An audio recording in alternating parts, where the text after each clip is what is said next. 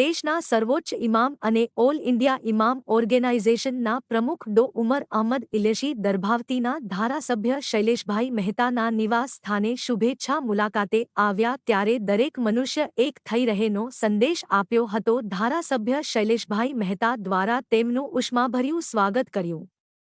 દેશમાં કોઈ જ્ઞાતિ કોઈ ધર્મ અને અલગ નથી, પૂજન કરવાની પદ્ધતિ અલગ છે, દરેક નાગરિકે એક થઈ રહેવાનો સંદેશ સાથે વડોદરા ગુજરાતની મુલાકાતે આવેલ ઓલ ઇન્ડિયા ઇમામ ઓર્ગેનાઇઝેશનના પ્રમુખ ડો ઉમર અહમદ ઇલિયાશી આજે દરભાવતી ડભોઈના ધારાસભ્ય શૈલેષભાઈ મહેતાના નિવાસ સ્થાને શુભેચ્છા મુલાકાત લીધી હતી। તેઓનું ઉષ્માભર્યું સ્વાગત ધારાસભ્ય શૈલેષભાઈ મહેતા દ્વારા કરવામાં આવ્યું। આ પ્રસંગે વડોદરાના મુસ્લિમ અગ્રણીઓ પણ ઉપસ્થિત रहा हता। मैं चीफ इमाम भारत हूँ। तमाम सब ने यहाँ आज खुशी का इजहार किया, चूँकि बहुत दिन के बाद मेरा वडोदरा आना हुआ, तो इसी क्रम में शैलेश जी से भी मिलना हुआ है।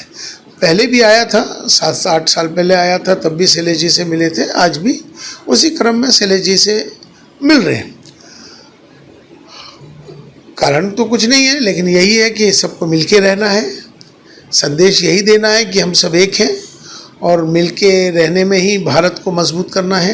क्योंकि मैं अक्सर अभी जो मदरसे में मैं जाके कह के आया हूँ कि जो और मस्जिदों में जो मैं अभी बयान करके आया हूँ, उसका मुख्य कारण भी यही है कि हमारे सबके धर्म ज़रूर अलग हो सकते हैं, हमारी जातियाँ ज़रूर अलग हो सकती हैं, हमारे पंथ ज़रूर अलग हो सकते हैं, पूजा पद्धति ज़रूर अलग हो सकती है, लेकिन हमारा जो सबसे बड़ा धर्म है इंसान और इंसानियत का है।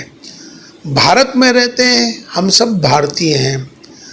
आओ हम सब मिलकर भारत को मजबूत करें, भारतीयता को मजबूत करें।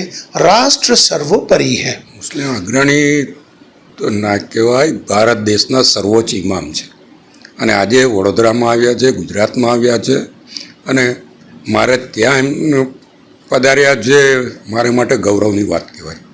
અને એમના વિચારો તમે સાંભળી જ ચૂક્યા છો કે દેશ વિશ્વગુરુ બને।